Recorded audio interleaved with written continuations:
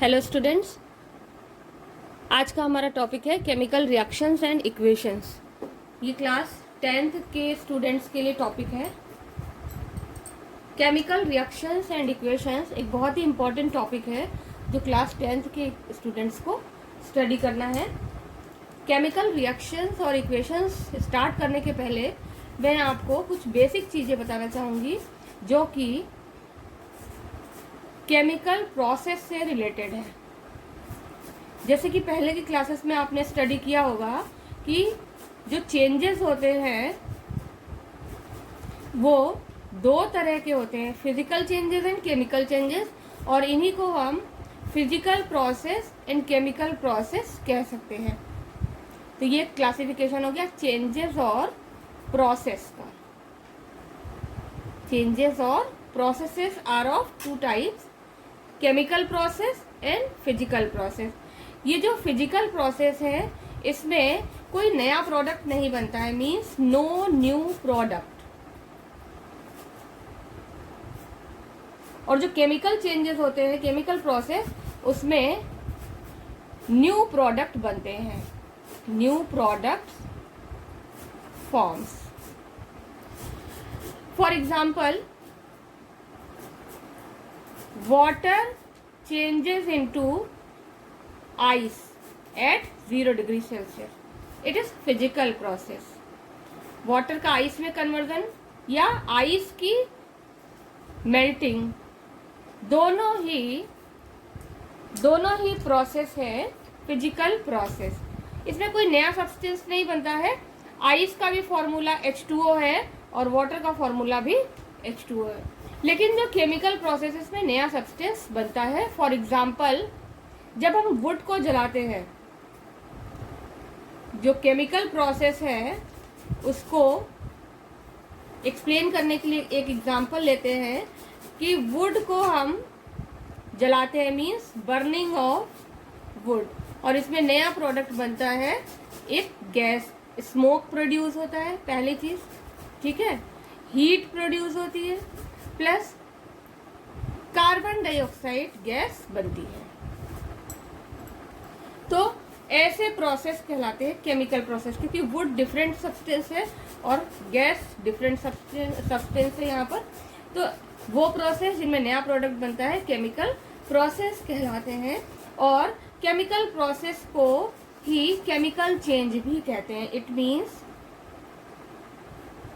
Chemical process is equal to chemical change. और किसी भी केमिकल प्रोसेस या केमिकल चेंज को इक्वेशन के फॉर्म में रिप्रेजेंट करना कहलाता है। अगर हम इसको इक्वेशन के फॉर्म में रिप्रेजेंट करते हैं तो ये कहलाता है केमिकल इक्वेशन। और इसी केमिकल चेंज को रिएक्शन भी कहा जाता है। जो भी चेंजेस होते हैं उसमें जैसे सब्सटेंस आपस में रिएक्ट करते हैं उसे रिएक्शन या केमिकल रिएक्शन भी कहते हैं। अब केमिकल रिएक्शन की जब हम बात कर रहे हैं, केमिकल इक्वेशन की, तो किसी भी केमिकल चेंज के लिए हम क्या करते हैं, उस केमिकल रिएक्शन को स्टडी करते हैं और उस केमिकल रिएक्शन से रिलेटेड जो भी सिंबल्स, मॉलिक्यूलर फार्मूलाज यूज होते हैं, जैसे कि आपने क्लास 9th में स्टडी किया था, उनकी हेल्प से हम उस पर्टिकुलर प्रोसेस या रिएक्शन की इक्वेशन लिखते हैं। फॉर एग्जाम्पल, किसी केमिकल चेंज के लिए, किसी भी केमिकल चेंज के लिए हम क्या लेते हैं, एक छोटा सा एग्जाम्पल ले लेते हैं। सब्सटेंस ए प्लस सब्सटेंस बी, इन दोनों को आपस में मिक्स किया गया और इन दोनों के मिक्सिंग से बना सब्सटेंस सी, ठीक है। तो ये हो गया केमिकल चेंज। ए और बी दो चीज़ों को मिला करके हमने सी बनाया। अब जब हम इसको इक्वेशन फॉर्म में लिखेंगे तो ये जगह ए प्लस बी, एरो लगाएंगे। ये एरो रिएक्शन की डायरेक्शन को शो करेगा। रिएक्शन की डायरेक्शन का मतलब है ए और बी की रिएक्शन से सी बन रहा है। अब इस रिएक्शन में ये जो ए और बी है, इस रिएक्शन में एरो के लेफ्ट साइड में लिखे हुए ए और बी, ये रिएक्शन के लेफ्ट हैंड साइड को रिप्रेजेंट कर रहे हैं। LHS means left hand side. और एरो के आगे, एरो के हेड की तरफ राइट साइड में जो लिखा हुआ है, it is RHS, right hand side. Left hand side में जो भी चीजें लिखी जाएंगी, दीज आर कॉल्ड रिएक्टेंट्स। और राइट हैंड साइड में लिखी हुई जो भी सब्सटेंस होंगे, these are called product. Reactants may be one or more and products also may be one or more, depends on the different type of reaction. तो students आपको clear हो गया होगा कि जो रिएक्शन के लेफ्ट साइड में, मींस एरो के जो लेफ्ट साइड में लिखा हुआ है, वो लेफ्ट हैंड साइड है और ये रिएक्टेंट्स को रिप्रेजेंट कर रहा है, और राइट हैंड साइड में लिखे हुए सब्सटेंस प्रोडक्ट को रिप्रेजेंट कर रहे हैं। और रिएक्टेंट, अब बच्चों में क्या कंफ्यूजन होगा कि ये रिएक्टेंट और प्रोडक्ट, ये तो नया टर्म हो गया। तो रिएक्टेंट का मतलब है, रिएक्टेंट्स का मतलब क्या हुआ, the substance that are taking part in reaction. The substances, substance और सब्सटेंसेस एक भी हो सकता है और ज्यादा भी हो सकते हैं। एक है तो सब्सटेंस और एक से ज्यादा है तो substances that are taking part in reaction or chemical change. Taking part in chemical change are called reactants. Are called what? Reactants. ये हो गई रिएक्टेंट्स की डेफिनेशन। और इसी तरह से प्रोडक्ट्स की डेफिनेशन क्या होगी? किसी भी केमिकल रिएक्शन के बाद में, यहाँ पर हमने एक रिएक्शन लिखी थी, इस रिएक्शन में ए और बी की रिएक्शन से, ए और बी जब आपस में रिएक्ट करते हैं तो सी बनता है। मीन्स किसी भी केमिकल रिएक्शन में बनने वाला जो नया सब्सटेंस होगा, ये जो न्यू सब्सटेंस होगा, यही कहलाएगा product. Means these are the substance which we get after the reaction. Means तो प्रोडक्ट की डेफिनेशन क्या हो गई? Substances form during chemical reaction। Product वो सब्सटेंस हैं जो किसी भी केमिकल रिएक्शन के दौरान बनते हैं। तो हमारे पास दो डेफिनेशन होंगी, रिएक्टेंट्स की और प्रोडक्ट्स की। अब बात आती है कि किसी भी केमिकल चेंज को या केमिकल रिएक्शन को जब हम रिएक्टेंट्स और प्रोडक्ट के टर्म में लिखते हैं और उसमें हम रिएक्टेंट्स और प्रोडक्ट के फॉर्मूलाज या सिंबल्स को यूज करते हैं, तब वो कहलाती है केमिकल इक्वेशन। तो ये क्या हो गई? Chemical equation. केमिकल इक्वेशन क्या है? It is the representation of chemical change. तो अब हम देखेंगे कि जो केमिकल इक्वेशन की डेफिनेशन है वो हो जाती है, chemical equation is symbolic representation of chemical change और रिएक्शन। किसी भी केमिकल रिएक्शन का जो सिंबलिक रिप्रेजेंटेशन है फॉर्मूला और सिंबल्स की हेल्प से, वो कहलाता है केमिकल इक्वेशन। अब आगे केमिकल इक्वेशन में हमें फॉर्मूलाज को कैसे लिखना है और उसमें हम सब्सटेंस की फिजिकल स्टेट या उनसे रिलेटेड जो भी इंफॉर्मेशन हम दे सकते हैं वो केमिकल इक्वेशन में लिखना बहुत ज़रूरी होती है। इसके लिए हम कुछ सिंबल्स यूज़ करते हैं, कुछ नोटेशंस यूज़ करते हैं, उनकी बात करेंगे। फॉर एग्जांपल, कोई भी सब्सटेंस अगर सॉलिड है, सॉलिड स्टेट में अगर कोई सब्सटेंस है तो हम फॉर्मूला के साथ में सबस्क्रिप्ट में स्मॉल s लिखेंगे इस तरह से। अगर कोई सब्सटेंस लिक्विड है तो हम लिखेंगे L। अगर कोई सब्सटेंस गैस है तो उसके लिए हम लिखेंगे G ब्रैकेट के अंदर। ठीक है। फॉर एग्जाम्पल सॉलिड, सपोज कोई एक सॉलिड सब्सटेंस आपने लिया कार्बन C, तो इसके साथ हम ये S लगाएंगे इस तरह से, ये रिप्रेजेंट करेगा कार्बन को। L लिक्विड को रिप्रेजेंट करा तो हमने ले लिया वाटर। H2O अगर लिखा है तो उसके साथ सबस्क्रिप्ट का मतलब है फॉर्मूले के राइट साइड में नीचे की तरफ आपको ऐसे L लिखना है। तो ये हो गया वाटर का रिप्रेजेंटेशन। इसी तरह से गैस के लिए सपोज O2 ऑक्सीजन गैस है, इसके साथ स्मॉल g लगाएंगे, ये हो गया ऑक्सीजन गैस। तो फॉर्मूले के साथ जब हम फिजिकल स्टेट मेंशन कर देते हैं तो ये कंप्लीट फॉर्म हो जाती है, मतलब रिएक्शन में जो पार्ट लेने वाला सब्सटेंस है वो सॉलिड है, लिक्विड है या गैस है, ये हमें पता चलता है। इसी तरह से अगर किसी सब्सटेंस का वाटर में सॉल्यूशन यूज करते हैं, सॉल्यूशन इन वाटर, तो वो कहलाता है एक्वस सॉल्यूशन, और उसके लिए हम ब्रैकेट में AQ लिखते हैं। For example sodium chloride dissolve का मतलब घुला हुआ, डिजॉल्व इन वाटर, पानी में सोडियम क्लोराइड को डिसॉल्व किया, घोल लिया, सॉल्यूशन बना लिया।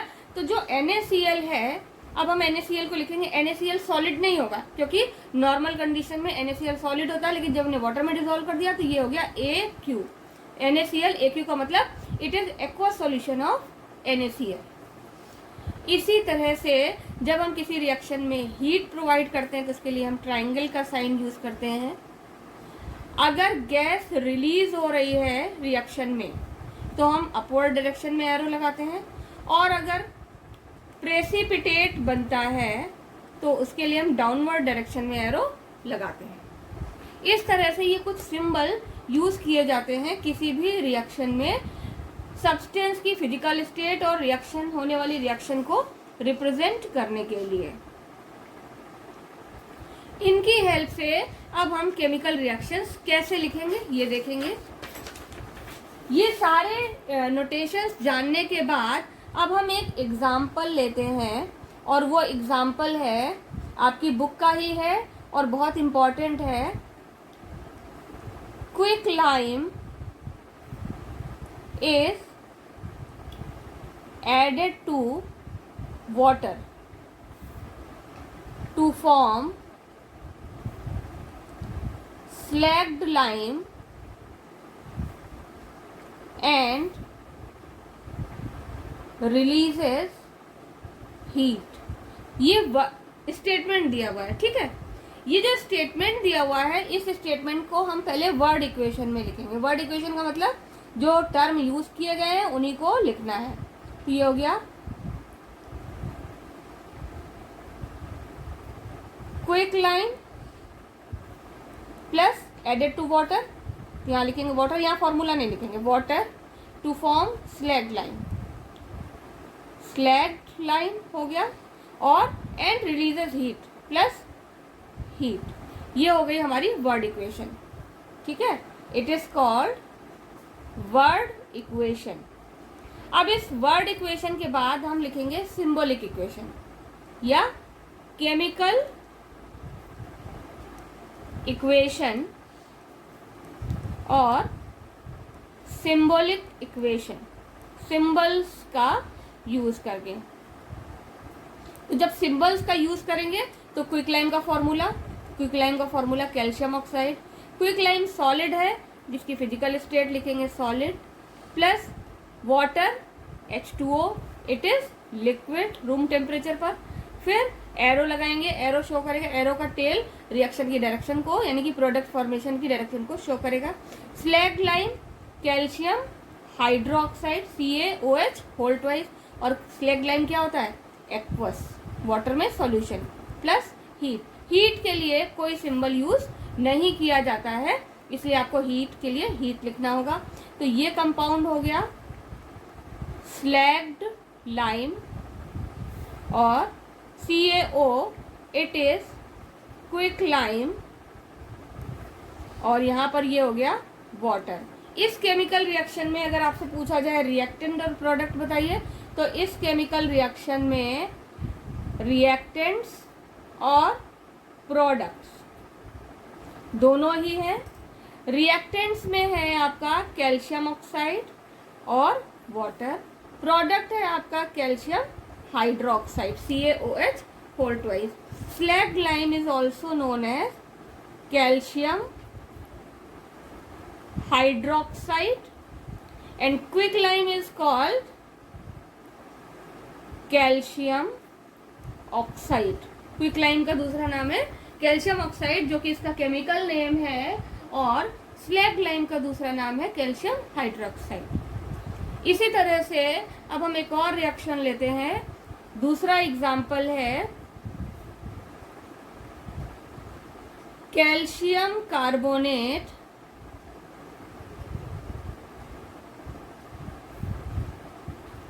On heating gives calcium oxide and carbon dioxide gas। अब हम इस रिएक्शन का वर्ड इक्वेशन लिखेंगे। ये जो सेकेंड एग्जाम्पल है इसमें कैल्शियम कार्बोनेट ले रहे हैं, तो हम यहाँ पर लिखेंगे कैल्शियम कार्बोनेट, और ये इसको हीट कर रहे हैं तो यहाँ पर हम लिखेंगे हीट, और हीट के बाद जो बनने वाला प्रोडक्ट है वो है कैल्शियम ऑक्साइड, और साथ ही साथ जो गैस बन रही है वो है कार्बन डाइऑक्साइड। ये वर्ड इक्वेशन लिखने के बाद इसी के बेस पर हम केमिकल इक्वेशन लिखेंगे। इसकी जो सिंबॉलिक इक्वेशन होगी, तो ये जो सिंबॉलिक इक्वेशन है ये है कैल्शियम कार्बोनेट की हीटिंग की। तो कैल्शियम कार्बोनेट CaCO3 जो कि सॉलिड है, जब हम इसको हीट करते हैं तो यहाँ ट्राइंगल का साइन लगाएंगे जो हीट को रिप्रेजेंट करेगा। बनता है कैल्शियम ऑक्साइड CaO, ये भी सॉलिड है, और कार्बन डाइऑक्साइड CO2 जो कि गैस है। अब इस रिएक्शन में गैस रिलीज हो रही है तो हम एरो अपवर्ड डायरेक्शन में लगाएंगे। इस रिएक्शन में जो रिएक्टेंट है वो रिएक्टेंट हो गया CaCO3, और जो प्रोडक्ट है वो हो गया कैल्शियम ऑक्साइड और कार्बन डाइऑक्साइड गैस। अगर आपसे फिजिकल स्टेट पूछी जाती है तो आप calcium carbonate solid, calcium oxide solid और कार्बन डाइऑक्साइड ये गैस होती है। इस तरह से आप बता करके किसी भी केमिकल रिएक्शन या केमिकल प्रोसेस के लिए केमिकल इक्वेशन लिख सकते हैं। इसी के साथ ये आज का टॉपिक कंप्लीट होता है। अगले वीडियो के लिए आप वेट करेंगे। अगला वीडियो हमारा होगा कैरेक्टरिस्टिक्स ऑफ केमिकल रिएक्शंस।